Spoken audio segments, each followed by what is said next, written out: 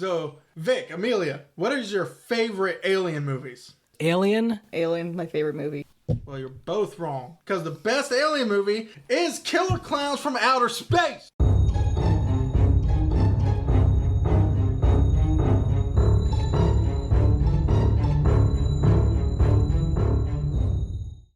Hello, folks. This is Vic Azim back here again with another episode of the Deep Dive. Today, well, we'll get to the movie itself, but first, let me introduce, of course, my co-hosts. We have Nick Arcana. Yes, I am. And we're joined by a special guest. Go ahead and introduce her, Nick. So the special guest is, she can answer herself. My name is Amelia Arcana, Nick's wife. Well, we brought her today to review a special movie, a movie special in her heart, me and Nick's hearts as well, but especially in her heart. When you think of the best movies of all time, you know, some people say The Godfather, Shawshank Redemption, Forrest Gump. These are all worthy choices, but none can compare to the magic, the greatness of Killer Clown from Outer Space. Dun dun dun! Done. You're both full of crap. What's wrong with you? Whoever made this movie was on an acid trip the whole way through. That's probably why it's so good. Probably why it's so bad. Well, hold on. That's just rude. Wait a minute. That is divorce-worthy right there. In fact, look, here's the divorce papers. Wait. Before we consult with our attorneys, let's hold on for a moment. We're going to get into all of it, basically. The Chiodo brothers created this movie, came out in 1988. The movie did not make a lot of money, but as with all cult classics, made back its money on video and DVD sales, and eventually merchandise sales. There's a lot of Killer Klowns t-shirts out there. Go on Amazon, go to Disney World. They're everywhere. Walk to the mall. Killer Klowns is alive in the pop culture today. And soon there's a video game. But let's talk about the actual movie. Let's start off with my main takeaway of the first 3 seconds. Best theme music ever. You know, you say that with every single movie that has any kind of song like this. But this time I mean it. I heard the song and immediately downloaded the song afterwards. Do you know what the song is called? I just searched Killer Klowns theme music and it came up. I'm pretty sure it's called Killer Klowns. Best theme music ever. The whole opening credits gives me that small town Friday night, no school until Monday. Everybody's out partying. The cops are patrolling around, looking for people to falsely arrest. You have one especially bitter old cop, Mooney, who's apparently just, again, looking to harass people. Because all the kids are either going up to the top of the world or hanging out in the park, as we saw the two gentlemen later in the movie with the wine bottle. We should explain top of the world. Now, back in the 80s and the 90s, probably not anymore, kids would, with their dates, would go to some random mountaintop area and give it a name. Lover's Coral or... Lover's Lane. All these movies used to have these like cheap, cheesy names for them. Make out point. Think of the cheesiest name possible, and you go park your car, and the guy would try to make out the girl. You know why we don't have those points no more? Because there's such a thing as Netflix and chill now. All of the town, including ice cream truck drivers, are going there because they think they'll find customers. You had a joke for that one. Yeah, the ice cream truck cock block. I mean, to be fair, two guys then had... The two ice cream truck people were going up there for something else other than ice cream. Yeah, they have two girls in the back of the ice cream truck who were promised ice cream. And they're throughout the movie going to be like trying to pick up girls based on the appeal of their ice cream like that. But now we see a shooting star end up landing in the middle of nowhere. Could also be a comet, like Halley's Comet. The comet goes flying overhead. He goes, "It's Halley's Comet. It's crashed to the ground." He's so excited about it. There's going to be helicopters coming, and they're going to have hot dogs. There's going to be hot dogs. For people and tacos. He's so excited for the tacos. Wait a minute, though. First of all, he has actually a Halley's Comet magazine he happens to be reading, which is very coincidental. But he's saying all this stuff. He's like, "We're going to be rich. Like, there's going to be people." Huh? Like, all that stuff doesn't go together. Like, if you're the first person there... No, he's saying he's going to be getting himself some hot dogs. Best performance in the movie, it's going to be this. Well, I hope he had them beforehand because I don't think he's going to get them anymore. To his surprise, what he finds, a big circus tent. And he starts to wander around it. He's looking, where is everybody? Where is the ticket booth? And he's looking around and says, something's really strange about this place. As he goes around the corner, suddenly his dog disappears. The dog doesn't suddenly disappear. We see what happens to the dog. Oh, yes. But he comes back around, he picks up the bandana, and he's looking around for the dog. And he gets so upset, he goes and punches the side of the tent, almost breaks his hand. And his immediate response is, "Give me back my dog. I'll tear this whole place apart." And then shocks himself. And of course, you always have to say, "What in tarnations?" It's just the best monologue ever. And then a clown shows up and cocoon raise him. Hilarious. You know, again, do you think the best performances ever? Like Tom Hanks' Forrest Gump is pretty good, but I don't know if he holds a candle to this guy. You know, Mike and Debbie, they were on their makeout hill, and then Debbie sees the shooting star and goes, let's go look for it. It's thousands of miles away. I'm still wondering one thing. What woman, a grown woman at that, in a horror movie says, let's go see the shooting star?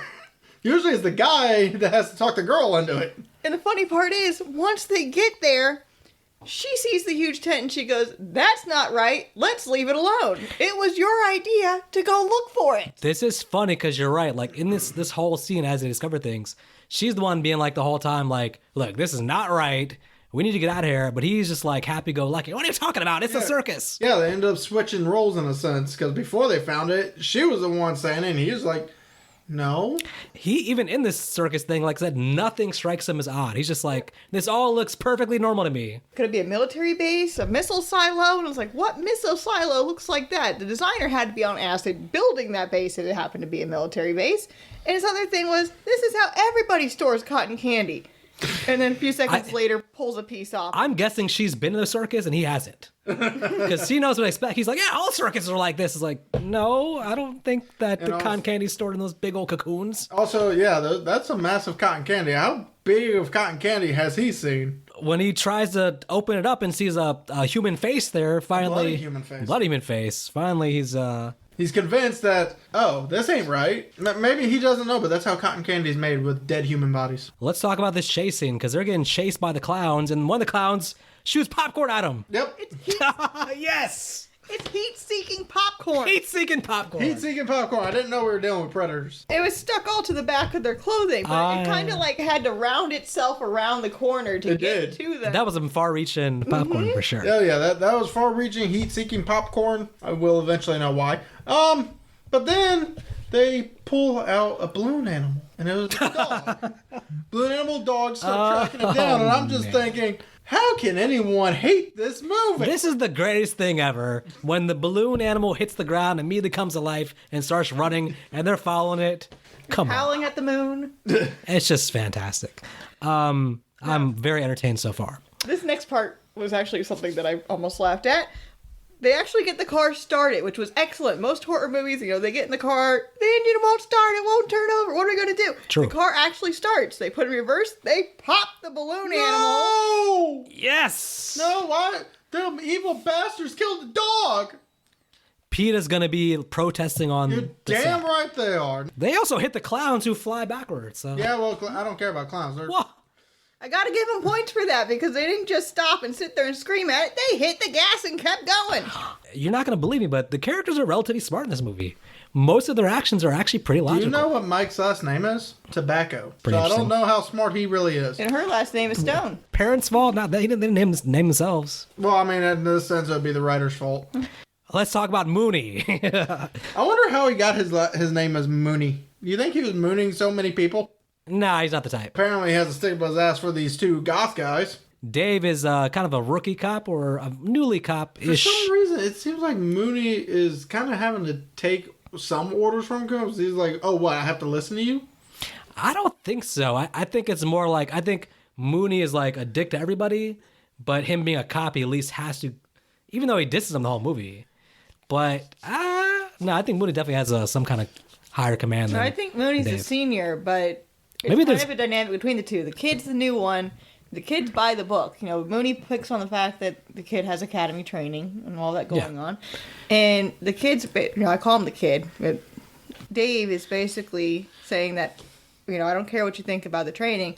We have to do this by the book. Mooney is Denzel from Training Day, and this guy's Ethan Hawke's character. Nah, he's not as badass to be Ethan Hawke. Yeah, but Ethan Hawke is still a square at the beginning of the movie. Through Denzel corrupting him, he becomes whatever. Yeah, well... But did you pick up on the one line Mooney said, which will come back later to play? He said... Trying to make a puppet out of me? You're not going to make a dummy out of me. Brilliant foreshadowing. Mike and Debbie make it to the police station after running into the cop's car, and no one bats an eye at it. And Mooney is overdramatic. Debbie comes running in, explaining what's happening, what's going on, what they've seen out on the top of the world.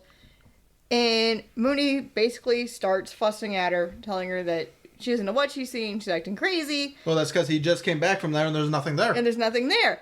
Oh. Well, it's more than that. Mooney's the kind of guy that he's not going to buy anything. He's the worst person to come to and be like, there's clowns and they're killing people. Well, to be fair, he was the worst person for this job at all when we find out later on. Yeah, luckily for them, Dave, which we're going to find out, has a past relationship with her. So automatically wants to believe her because he wants to reignite their relationship, which is bad for the other dude.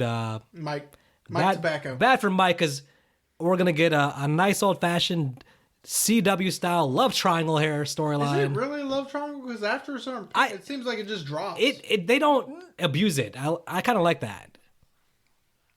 There's something I gotta say about that towards the end of the movie. Because, yeah, I mean, you're right. It's more hair in the beginning a lot, but we'll get to that more later on. But in between a few scenes of Debbie, Mike, and Dave, we also get the clowns starting their terrorizing the town by turning people into cotton candy balls. Now there's so much good stuff coming here. I mean... I gotta ask, though, how did they get down to the town so fast? Because they do show a scene of all of them kind of doing a slow waddle kind of thing down the hill. 5 miles away. How did they get down to the town? There's 3 possible scenarios here. Well, we also find out that they can apparently have invisible motorcycles. Well, they have vehicles, and they could make a balloon of a horse and ride the horse in a town. Mm-hmm. There's always the lazy answer is horrorportation, but horrorportation. We've seen Jason do this kind of thing millions of times where he's just walking and pops up somewhere. But they can also fly. They can jump up and jump forward. So which we see a few times. Like one guy, he got chased down in his own car while the clown was just sitting there with headlights on his feet. Hits him off the road. Hilarious. I like the clown puppet show. Oh, yeah. Where it starts off with the puppet, and the dude's actually very entertained. He's laughing at the one puppet that gets shot, but then when it turns on him, he's like, oh my God. And then the clown just stands up. Ah! But you see, the puppet show in the gazebo of the park, that one made a little bit more sense to me of people coming up to it. Because it's not like it's a giant circus tent in the middle of nowhere in the woods. This is a gazebo in the park where it's just a little puppet stand been set up. It's Friday night. People are out and about. That makes it a little bit, and drunk. Well, that makes a little more sense. Well, I wanted to bring this at some point, but I did have a thought about me and Nick talked about this a little bit earlier, but before the thing. But in my opinion, I feel that these aliens are not actually clowns. I think that they came to Earth disguised as clowns as a way to disarm us and basically, like, because everybody sort of trusts and likes clowns at this point, so you can lure them in very easily with the friendly face of a clown and then shoot them, versus if they came as like scary looking aliens, okay, then it's hard to actually get them one by one. So I don't think they're actually clowns. Popcorn guns. Why would these aliens, if they were not actually clowns, use popcorn guns? Why, if these aliens were not actually clowns, turn people into cotton candy balls and drink the blood out of that instead of just ripping them to shreds and drinking their blood out of their own bodies? Okay, look, I'll give you, I'll debunk your debunk, okay? When Daniel Day-Lewis plays Abraham Lincoln, he becomes Abraham Lincoln, all right? He grows the beard, he wears the hat, he wears the clothes. When they said we're going to be disguised as clowns, he said we're going all in on being clowns. Our weapons will reflect clownery. But why would the inside also have to look like... I understand the outside. Why would the inside also have to look like a giant circus tent? Why couldn't the inside look like an actual alien spaceship? Maybe they like being clowns, but I think when they go back to their original planet, they're back to their normal alien form. And still, what's with the cotton candy? They just like cotton candy.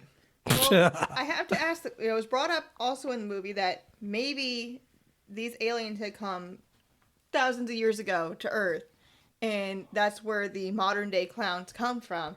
But instead of being the warning that it originally was... So clowns built the pyramids, of course. Possibly. It all makes sense. It could have been a giant circus tent. For how this movie's going, why not? And one character towards the end does also say that maybe they just have stopped here for a bite to eat. So there's a lot of different theories. I think it's pretty interesting. I think the clowns, even though the tone is kind of funny, the clowns are a lot more evil than people give them credit for. There's some sinister stuff going on here. I would have liked this movie a little bit better if it was rated R. I don't know. I think the hint of things is enough for me. Now, let's talk about the clowns. They're not just setting up shop for puppet shows. They're also delivering pizza. Oh, yeah. They're really going in. And this woman... you can tell by the look on her face what she was thinking when she saw that pizza. She's like, oh, pizza. Mm-hmm. Mm-hmm. Yeah. Yeah, they have a pizza delivery, which was a setup for like a porn thing. Or should I say corn star? We'll say corn star for YouTube safe. You say corn star. They're set up for a whole adult scene set up. You know, you knock on the door, she opens it, she goes, "Oh, pizza!" And all three of them pop up in the doorway, and you could just start like the raunchy music right after that, and go right into the usual thing. You know what? They should have done the raunchy music even after the one clown shoots up out of the pizza box, and still keep the raunchy music. And because even when they aim the gun at her, she's just looking at him like, okay. Yeah, that was actually pretty funny. And you got to think these clowns, they must have killed the pizza delivery guy and just took the pizza. Yeah. Same thing with the candy. So. Or they just created the pizza because remember, a clown shoots up out of it. Well, they also raided the pharmacy, so they could have gotten a box of chocolates from the pharmacy. Oh, they definitely did that. This is like the best version of like aliens taking over a town because they're doing everything. They're like in the shadows in the background. They're luring people in. They're also delivering pizzas and killing them. They're coming up through their toilets and stuff. This is like the best version of taking over a town. No, only the popcorn monster came out of the toilet. True. Now, my favorite scene's coming up, and I'm just going to go into that. Little biker gang hangout. Now, notice how... Now, I don't know about you, but I had to watch it with subtitles because her. Oh, no. But one of the things is that whenever the aliens speak, it just says alien language. Well, in this, it says alien language, but you can clearly tell that this little guy is sitting there saying, "Put up your dukes." He says, "Put up your dukes" twice. He spins around with a weird dance for some reason. Well, it's to disarm the big biker guy. What are you going to do? Knock my block off? Big biker guy probably could have kicked his ass if he actually thought it was serious. Not with that punching power that the clown has. The clown did a little small jab, and the dude's head flew in the trash can. Yeah. Not since Jason Takes Manhattan have I seen... And, hey, by the way, they both came out around the same time, too. But not since then have I seen such a powerful punch. Especially from the little guy. And I don't understand what the biker... I mean, he deserved it. He was bullying him. He broke his bike for no reason. The dude, clown was even nice. Clown was like, "Yeah, you can push my... You can hit my horn." Yeah, you can honk the horn. He did honk the horn. That scene's one of the reasons why I don't like this movie. What? It's one of the best scenes ever. There's no reason for this. The guy comes up and there should be something up seeing a strange clown in the middle of nowhere riding a little trike bike like that. It's like 11 o'clock at night. You're in the middle of, again, small town, middle of nowhere. There's no circus in These town. bikers are high on who knows what, all right? Exactly. They're having a fun time. High on life. The clown pulls up. This is the thing. When everybody sees these clowns, they're thinking, oh, somebody wearing a costume. They're not thinking clowns from outer space. They're thinking, oh, a little kid in a costume. Breaking his bike, very mean. Deserves what he gets. Punches his head off. Well, yeah, but I think her whole thing is why would the biker, assuming this is a kid, just all of a sudden break this trike instead of letting the kid just go on his merry way? Oh, there was a trope back in the 80s and maybe 90s too, where like biker gangs were like all just bullies. And, like if you were in a biker gang, you had to be like the bad guy. So I think they made a movie about that called Above the Law. Yeah, think about the bikers in Dawn of the Dead or the bikers in Friday the 13th, the whatchamacallit, when What's-His-Face was in it. Mm-hmm. And they're always the evil bad guys in these movies back in the 80s. Yeah, well. Well, I mean, the other scene that got me irritated was the Burger Shikis restaurant. The little girl? Yeah, the little This girl was creepy. Walks over. This was actually kind of scary. Yeah. The mother's talking to the friend. The little girl's looking out the window. The clown's playing peekaboo with her. And the little girl's able to get up and almost make it out the door before the mother gets a hold of her. No concern, no worry. I thought that was realistic. Come back in here. They were deep in conversation. The kid's off the side. I think easily the kid could easily get away in that. I mean, that's how my brother got left at a Pizza Hut. Oh, wow.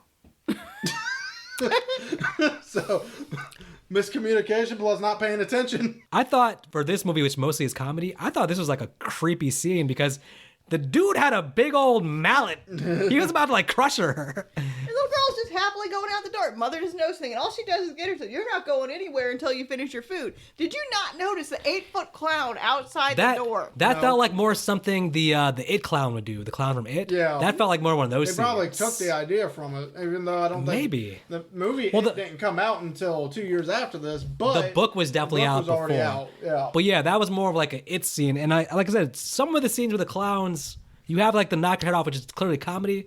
But this one was more, I thought, actually creepy. This one was creepy. Honestly, the one with the Mooney puppet was actually pretty creepy also. I wish they would have done that a little bit more, but... That I did like. Do you notice how some of the clowns' faces, they're all different? Mm-hmm. And some of the clowns' faces are actually scary. Like, they have like a weird, scary thing going on. You can kind of tell which ones are more of a serious type clown versus the more comedy. The ones that are more comedy have that funnier look to them. But the scarier ones, like the one with Mooney Puppet, he had a more scarier face and he was a lot more serious. Yeah, it allows the movie to, if they want to, they can get scary with the clowns or they can get very funny with it. Right. And all the clowns are different. And then they go, the next scene over, they go up to the top of the world with Dave and Mike in the car. Debbie's been dropped off at her home. She's taking a shower. Mike's already been arrested for falsifying police report. Yeah, because Dave's not buying this bullshit about clowns. That's because the circus is gone. There's a giant crater in the ground where the tent used to be, but suddenly everything's gone. Until he sees the pink cobwebs all over the car. It's cotton candy, lady. He doesn't know that at first, nor does he believe that's what it is. I gotta think these clowns will do a better job with their crime scene, cleaning up after themselves. They're just leaving the evidence all over the They're place. planning on taking the whole town. You really think they give a shit? Yeah. They're aliens. But they're clearly trying to be, low key and under the radar. Low key, they're attacking people in the fucking street. They literally knocked a guy's head off in front of his friends and let the friends go. Yeah, but in some scenes, they're definitely more playing it in the shadow. So Mooney's currently getting called about the killer clowns, and he's just like, killer clown my ass. Again, so some of the clowns are like aggressive, and some of them are more like the burger one who's just like, I'm only going to attack the girl if she comes outside. Yeah, but that one even... I'm pretty sure it was that one that attacked Mooney. That was the clown that had the purple background to the outfit and then the blue angular shapes. Probably different. I think they do a good job of mostly having like all different clowns, it feels like. Yeah, but you do constantly see the same ones. You know there's ones a little There's bit like more there's than like the others. 3, 4, 5 that are kind of like the core ones, I guess. Yeah. Case, after they see the cotton candy incident up on top of the world, they come back down. They want to send a sample of it off to the labs to check and see because it's definitely not regular cotton candy. They find the friend's glasses within this mess and know that, okay, something's definitely going on. They go back to the station, and there's the Mooney puppet. Well, you forgot the hand shadow scene. Oh, yes. Well, where this clown somehow gets 5 people and shoves them in his popcorn bag. with turning into a T-Rex. Yes. One of the great scenes again, once and all, because again, he's luring them in with a nice shadow puppet show, and then turns to a T-Rex and still like, oh, T-Rex. But then, well, notice how they were all getting scared when they saw the T-Rex. I'm like, it looks scary. None of y'all are running. Yeah. Like even the eyes of the shadow turned red. You can clearly tell it's a different kind of shadow puppet than what was originally on there. And everyone's sitting there screaming and yelling. I'm like, I understand why the old couple ain't running. They can't. Why is the young couple not running? Frozen in fear. Bah! Well, now they're microwaved popcorn, so. Yeah. Which that popcorn's a little strange. When Debbie gets dropped back off at her home and starts to undress to get in the shower, you see it start to crawl across the floor, including the little bits that get thrown into the hamper. I'm sure this movie made people not want to eat popcorn anymore because they were afraid of tentacle monster face clown thingies.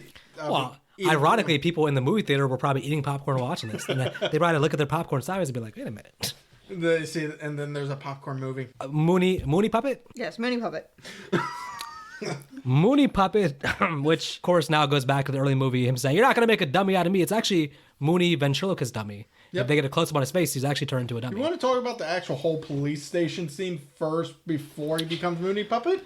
I mean, this is one of the things I don't like about Mooney is that he thinks the whole time, he's getting multiple phone calls coming in of, there's a clown in my yard, or a clown's taking my wife away in the balloon. Mm-hmm. Well, then you don't need the police, you need a psychiatrist. This man is drinking on the job. Well, this is that, but there's also one other thing I'm trying to figure out. Name one cop, even one as strict as Mooney, even though he's drunk. What in their right? Name one cop that would not eventually start taking it seriously when the whole town starts going after it. Yeah, because even the convenience store owner, I believe, calls him, and it's somebody he actually trusts. Yeah, and he's still like, "Oh, you too with this," but like Mooney's like that. He's probably gonna retire in a couple years. He hates his job, hates his life. All I gotta say is this: the actor that played Major Frank Burns on MASH should have been him. I thought the actor did a great job playing Mooney, though. Well, yeah, but he was a great asshole. Yeah, but I would have liked to see the whiny, what was his name, Larry something or another, the whiny guy from MASH being in this as this role. Yeah, Mooney is our human villain who has what has coming to him. Yep, and he tries to handcuff the clown. The clown just walks away with the hands away. Then when he hits the clown upside the head, the clown's head just completely does a 180. He's like, after jumping off the body, nonetheless. Because the clown was going to the cell. He was going to the cell, it looked like. I don't understand. Well, eventually Mike decides that he needs to get back to Debbie. After seeing the T-Rex shadow thing going on, he's freaked out. He happens to run into I have them in here as the T brothers. Terenzi. At this point, Mike decides that he needs to get back to Debbie after seeing the whole T-Rex shadow incident and they crash the police car. He runs into Terenzi brothers and convinces them to give him a ride back to Debbie's place with the mention of Debbie's possible 2 roommates with big boobs. That like ice cream. And also, Mike low-key wants some ice cream also. So, just my opinion. I think and finishing off the puppet scene, we also learned one other thing about these clowns. Their nose is sensitive. Their nose is very sensitive. When he finally shoots off the nose, it makes a big difference. Flipping out once it gets his nose shot off. Yeah, his nose is sensitive because when he shoots the nose, the guy, I guess the clown was like, hey, just got a nose job done, so you messed up. Because it starts flipping out. You ruined my nose job. It blows up. I thought it actually just like a bat, like it just went somewhere. Blew up. Nope, they blow up.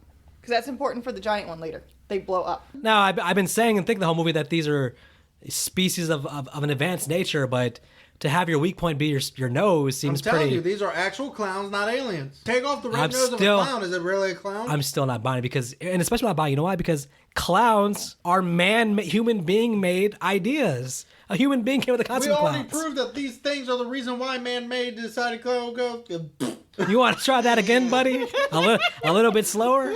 We already proved in this... We already proved in this movie that they mentioned that these guys are the reason why humans made clowns in the first place. If that were the case, I just think that clowns would have been more powerful things amongst us instead of circus things that you laugh at, all right? They did a bad job. Well, they came down in a circus tent. They entertained people. How much you want to bet? Someone who actually survived tried to warn people of these things, but when he described them to them, oh, that sounds funny. All I'm saying is, shooting off the nose seems like a very easy, quick fix to defeat these stupid clowns. Because they're clowns. Aliens. They are clowns. Predators. Clowns. Tremors. Clowns. Xenomorphs. Clowns. The aliens from Mars Attacks. Also within the police station, Dave goes back to where the holding cells are, and there are footprints all over the wall. This looked like a multi-directional ass-kicking going on. Footprints from floor to ceiling, all the way around. And he spots 2 cotton candy cocoons on the back wall. You know what? They're not clowns. They're spiders. How the hell did they get up there? Well, that makes sense considering it. Again, we already mentioned that this thing seems to take a few inspiration. Maybe the Chiodo brothers could have been Stephen King fans for sure. Or these aliens were big Stephen King fans and just really loved it. Yeah, there's some of the Thing too, I think, in this a little bit as well. So yeah, there's kind of some shape shifting a little bit. Debbie gets kidnapped, and for some reason the clowns didn't kill her. They put her in a bubble. I feel like we're skipping something here. Because Debbie, back at home, after the popcorn crawling across the floor, when she gets out, there are these clown-headed snake things coming out of him. Now this is some evidence towards them being aliens, all right? They're still in the shape of clowns! No, they're not. They're little snake things. They look like mini tremors. I think their face is the form of clowns. I think they were supposed to be something That's like maybe... clearly not clowns, though. Come on. I think they were supposed to be represented as maybe clown alien larva, maybe. I'll take that. Because you used the word alien, I'll take that. The one that came out of the toilet looked like basically a head planted on top of maybe a colon or an esophagus. So basically just a mouth that can move. Well, here's a question then. Well, how do you explain the 2 female clowns? Because obviously, if there's female clowns, that means that these male clowns have to reproduce with the female clowns, which means why would these things be born as larvae in popcorn? Wait, I have a theory on this though. Because, like in the cases of, say, fish, females will lay eggs, males will come by and release sperm to fertilize the eggs. Popcorn is fertilized eggs. Whoa. I feel like we just invented a new scientific formula or something. I gotta say, honestly, I know it's a very small budget, like $2 to $4 million. I'm super impressed with all the practical effects. The set pieces, the designs are all top notch.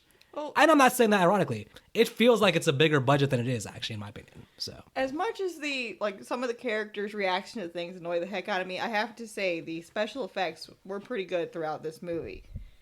yeah. For what it was good. Because it's practical effects. But all Even how the inside of the circus looks like, it's all pretty creative and inventive stuff. Because it's practical effects. We can clearly tell we're watching this clown on the invisible car getting carried. Yeah, you would like a nice blend of like practical and CGI, but now we go on the extreme other direction where it's too much crappy CGI. Mm-hmm. Why'd they leave Debbie alive? Yeah. So I got an answer for that, but it just blends into how 80s horror movies were, because we've seen this in all the Jason movies too, where you see the killer will kill everybody in the first half of the movie, no problem, doesn't think twice. Whenever you get to the final girl, the main character, the villains become a lot more clumsy, stupid. They don't do things how they've been doing things the whole movie. Now they're just like letting the people live. So that's always there, and that's happening here too with this. So I also have a theory, because we hear one person say, "Hey, my wife's being taken away in a balloon." What if the women that are being taken in balloons were not meant as food? They were meant for reproduction. So they were going to turn these women into clowns, into clown ladies, and then reproduce with them. Or are they going to be used as a host of sorts? Host for what? Well, if you got popcorn kernels that you pop into popcorn, what if the quote-unquote... What if they become the kernels? Well, not necessarily become the kernels, but, popcorn kernel popped into popcorn. What if they're having to place the corn kernels, and these women are basically the incubator kind of thing? And then that kind of does away with the popcorn theory. It's like, you've seen Jiffy Pop when you put it on, the burner thing on the stove, and it expands up and explodes, and popcorns go everywhere? That's true. They're fertilized popcorn Well, this is where and blow up. This is where I'm happy that there is no sequels, because in other franchises, you'd have sequels come out that would give like terrible explanations for all this stuff. Mm-hmm. Being that only is the one movie with no explanations, we can actually theorize, and there's no right or wrong answer because we don't know. So. Oh yeah, well, so we found out where they moved the tent to. If you were a clown, where would you go? Apparently a carnival. The carnival! And a guard who apparently did not notice a new addition to the circus sees the clowns showing up, and of course, in old clown fashion, 5 massive clowns jump out of this little ass car. I hope this guy likes pie. Well, apparently, I don't think the pie liked him, which is funny because getting pie to death is pretty amazing. He just stood there for it. I think at first he's like, "Oh, I haven't had dinner." It's like, this is a nice snack. But then as they kept coming, he's like, "Oh, this is too much pie. Pie out of control." And then he melts. He melts. I have to say, that security guard was one of the higher points of the movie, because within that short scene that he was in, he showed more caring about what was going on and his job than Mooney showed for the whole movie.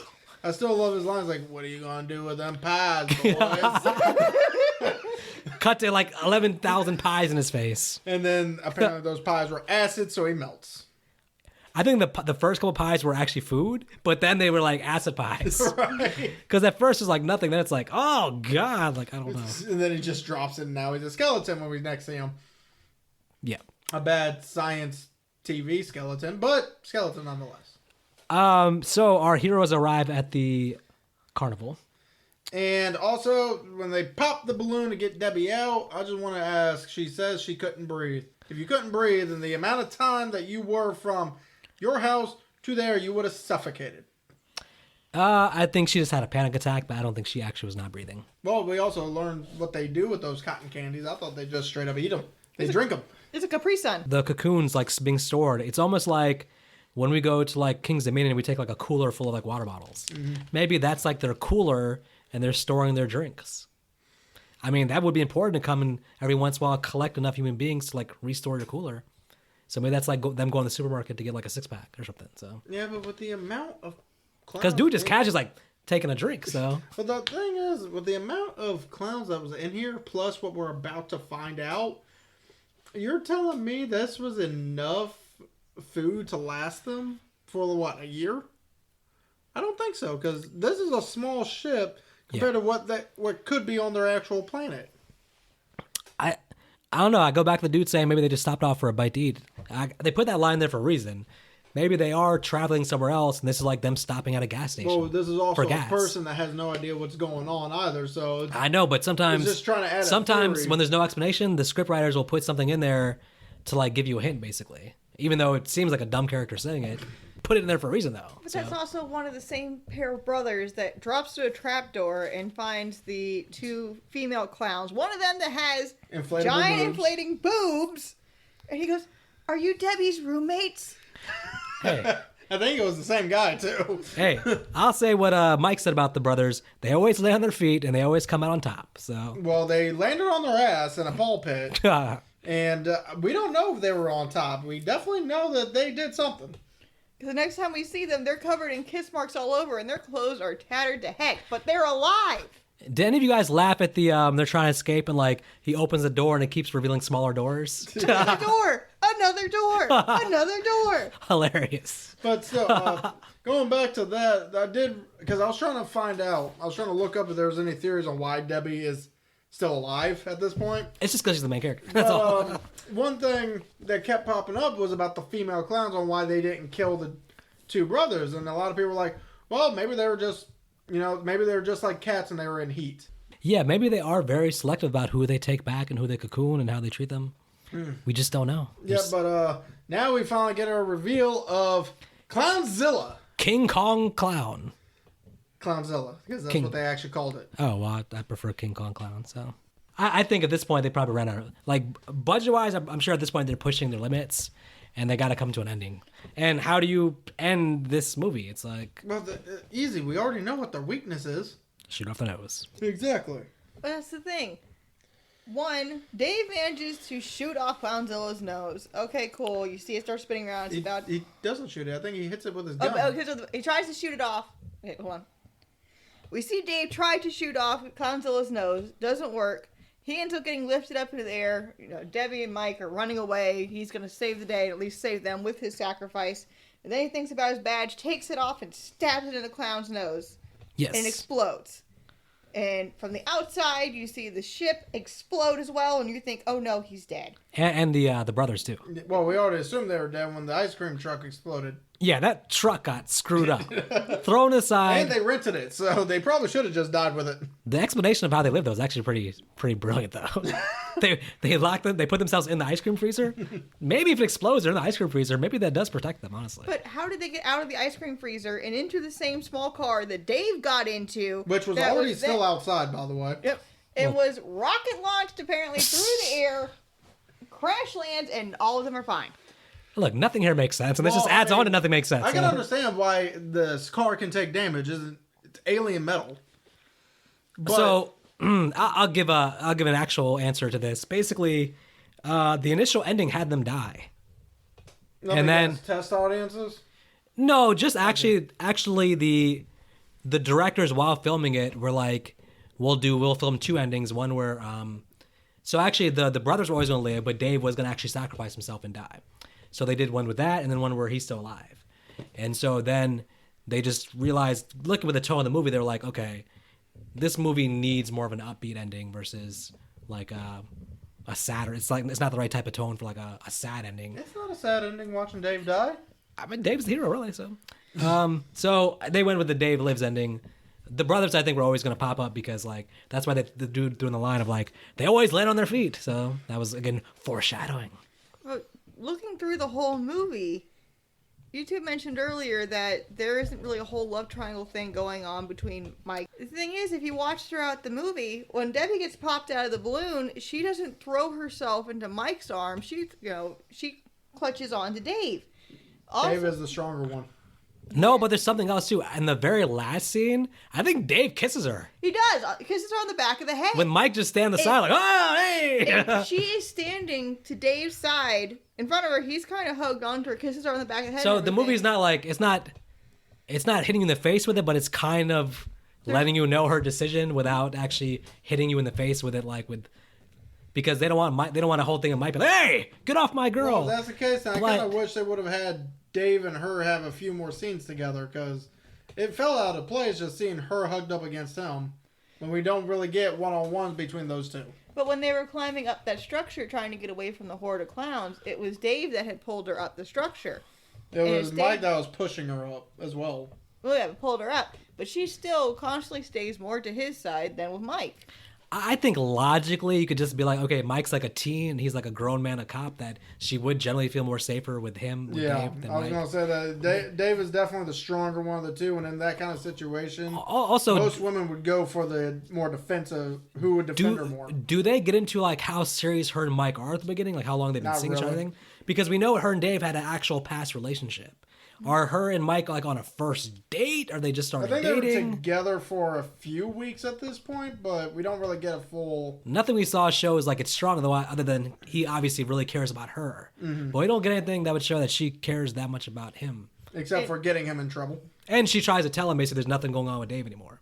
But the thing is that like there's a scene when they're in the cop car that Dave says looks like she goes more for laughs, referring to Mike. Basically, Mike's a joke than stability, meaning himself. Based on what I saw in the movie, that's spot on. I think Mike's a goofball, so I don't know. He was. To be honest with you. Would you choose Mike or Dave? Well, also look at who his friends are. Most people go with who they're more comfortable with. If you're a joker. Yeah, it's not spelled out, but it's kind of like, she'll probably end up with Dave versus Mike, probably. And if you're Mike, do you really want to be with this girl who's like also like in already kissing up on another dude? Yeah, already like she's still hung up on the other guy then probably, so.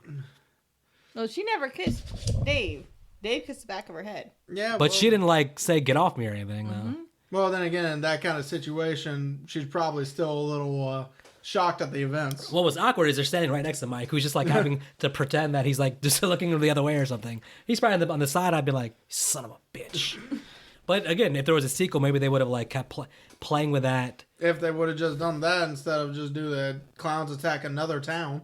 But there was still no win at the end of the movie because Dave, Mike, and Debbie all survived, but three-quarters of the town is gone. Yeah, but all the town is gone. First of all, there is a win because they got free pie. Which was that acid pie or was that food pie? Because it took a little. From their reaction, I thought it was real pie. Okay. They just looked more like. I could watch this movie maybe one more time without throwing up at the end of it. Oh my god! I like the practical effects; those are great. Some of the characters are good too, but everyone's reaction to things kind of seems a little bit over the top or underwhelming.